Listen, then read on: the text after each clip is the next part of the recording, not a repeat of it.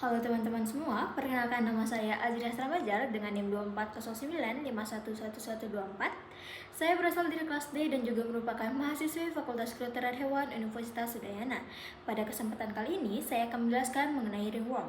Jadi, pertama-tama, apa itu ringworm? Ringworm juga dikenal sebagai kadas, tinea, atau dermatofitosis, yang merupakan penyakit yang menyerang jaringan berkeratin seperti kulit, kuku, rambut, dan juga bulu. Penyakit ini umumnya disebabkan oleh jamur dari genus Trichophytodon microsporum. Ringworm juga tersebar luas di berbagai wilayah beriklim tropis dan juga subtropis. Yang infeksi biasanya itu terjadi pada hewan dengan kondisi kesehatan yang kurang baik serta didukung oleh kebersihan kandang dan juga perawatan hewan yang tidak optimal.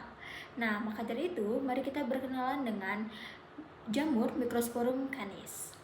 Nah, selanjutnya adalah mengenai Microsporum canis. Jadi, Microsporum canis memiliki morfologi. Yang pertama itu bergram positif, berbentuk hifa yang bersekat, yang bersifat aerob, bisa membentuk spora, lalu ukurannya 2-10 mikrometer. Lalu, Microsporum canis juga tidak bersifat motil dan juga merupakan patogen oportunistik pada jaringan yang berkeratin. Microsporum canis bertropisme pada kulit, rambut, bulu, dan juga kuku. Nah, hidup dan berkembangnya Microsporum canis ini pada jaringan yang kaya oleh keratin dan juga dapat bertahan karena di lingkungan sebagai spora jamur. Oke teman-teman, jadi Microsporum canis adalah jamur yang dermatofit yang menjadi penyebab utama ringworm atau dermatofitosis pada anjing dan juga kucing, serta bersifat zoonosis yang bisa menular ke manusia. Jamur ini menyerang jaringan keratin seperti kulit, rambut atau bulu, dan juga kuku dengan menghasilkan enzim keratinase yang meluruskan keratin. Secara morfologi, jamur ini memiliki hifa bersekat dan juga membentuk makrokonidia berdinding tebal berbentuk spindle. Infeksi umumnya bisa menimbulkan alopecia sirkuler, kulit bersisik, dan keropeng, terutama pada hewan muda ataupun dengan imunitas yang rendah. Nah teman-teman, selanjutnya kita akan membahas mengenai epidemiologi dan juga etiologi. Yang akan kita bahas adalah faktor virulensi, faktor predisposisi, dan juga cara penularannya. Yang pertama adalah faktor virulensi. Faktor virulensi ini yang pertama disebabkan oleh kemampuan keratolitik, yang kedua produksi enzim proteolitik, yang ketiga adalah pembentukan spora, dan yang keempat adalah kemampuan adaptasi pada lingkungan.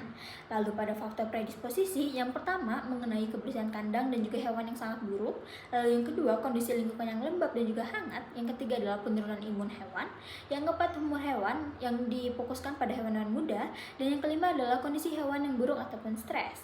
Nah, yang terakhir adalah mengenai cara penularan. Cara penularan dibagi menjadi 3, kontak langsung, kontak tidak langsung, dan juga dari lingkungan. Jika kontak langsung itu mengenai sentuhan, kontak tidak langsung itu bisa bersifat seperti patahan rambut atau bulu yang mengandung spora dan juga terkena ke hewan lain, ataupun dengan sisir yang juga bisa digunakan pada hewan lain dan itu sisir yang mengandung spora, lalu juga mengenai kandang dan juga bisa alas kandangnya. Lalu berdasarkan lingkungan itu berdasarkan dari lingkungan atau geofilik. Nah, selain itu, kita juga akan membahas mengenai gejala klinis. Jadi, gejala klinis yang ditimbulkan oleh anjing yang terkena jamur ini, yang pertama adalah kerontokan bulu atau alopecia, lesi kulit, yang ketiga adalah bersisik dan juga keropeng, yang keempat adalah mengalami kemerahan dan juga peradangan, yang kelima adalah rasa gatal atau pruritus, yang keenam adalah panas tempat. Rasa gatal ini mengundang anjing untuk terus menggaruk bagian tubuhnya yang nantinya akan menyebabkan peradangan atau kemerahan. Selain gejala klinis, ada juga perubahan patologi anatomi yang bisa kita lihat itu ada 4. Yang pertama adalah lesi kulit yang berbentuk bulat, yang kedua adalah kulit yang bersisik dan juga keropeng, yang ketiga adalah kulit yang kemerahan dan juga mengalami peradangan, dan yang keempat adalah kerontokan rambut atau alopecia. Nah teman-teman, selanjutnya saya akan menjelaskan mengenai patogenesis Microsporum canis. Nah jadi, pertama-tama hewan terkena paparan spora jamur. Setelah terkena paparan, si jamur ini berkontak langsung dengan jaringan keratin, yang dimana jaringan keratin adalah tempat yang disukai oleh jamur tersebut. Lalu setelah kontak langsung dengan keratin, masuklah bakteri tersebut ke dalam keratin.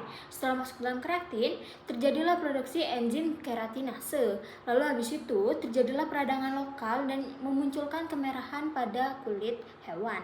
Setelah terjadi peradangan lokal, muncullah kerusakan rambut dan alopecia sirkuler. Nah, dari situlah terjadi lesi kulit yang berbentuk bulat pada hewan dan juga terjadi kemerahan dan juga peradangan pada kulit-kulit hewan. Oke, baik teman-teman, yang selanjutnya adalah mengenai pengobatan, pengendalian, dan juga pencegahan. Yang pertama yang akan saya bahas, yang pertama itu mengenai pengobatan. Untuk pengobatan jamur ini bisa yang pertama menggunakan pemberian obat topikal, bisa menggunakan ketoconazole dan juga miconazole. Yang kedua adalah pengobatan sistemik, bisa menggunakan disulfiram. Yang ketiga adalah disinfeksi. Nah, disinfeksi ini berguna untuk hewan-hewan yang sudah terinfeksi. Lalu selanjutnya adalah mengenai pengendalian. Nah, untuk pengendalian jamur ini, yang pertama itu bisa menggunakan sanitasi kandang, dibersihkan kandangnya dengan baik dan juga dengan bersih. Lalu yang kedua adalah karantina hewan yang sudah terinfeksi. Yang ketiga adalah sterilisasi tubuh hewan agar jamur tersebut tidak menyebar dan juga tidak menggerogoti tubuh si hewan tersebut. Lalu yang keempat adalah pengawasan rutin terhadap hewannya, dilihat gimana cara hewannya ini bekerja, bagaimana obatnya itu sudah bekerja atau bagaimana. Lalu untuk pencegahan, nah untuk pencegahan yang paling utama adalah biosecurity yang ketat. Ini mengenai sanitasi, mengenai kebersihan, dan juga mengenai bagaimana kandangnya itu layak atau tidak. Yang kedua adalah mengenai pengaturan kandang yang baik. Jika kandang baik, maka jamur juga tidak akan berkembang biak pada hewan. Yang ketiga adalah isolasi hewan yang terindikasi. Dan yang keempat adalah program vaksinasi. Oke, baik teman-teman, sekian presentasi atau penjelasan mengenai ringworm. Apa itu ringworm, apa itu Microsporum canis, bagaimana gejala klinis, bagaimana patologi anatominya, lalu apabila itu epidemiologi dan juga etiologinya bagaimana, cara pencegahan, pengendalian, dan pengobatannya itu bagaimana, dan juga bagaimana struktur atau skema patogenesis dari bakteri atau dari jamur Microsporum canis. Nah, saya harap penjelasan kali ini bisa membantu teman-teman dalam memahami kembali apa itu ringworm dan juga siapalah jamur yang bisa menyebabkan ringworm tersebut. Mungkin sekian presentasi dan penjelasan dari saya. Saya Aja Salmajar, saya pamit undur diri dan saya ucapkan terima kasih.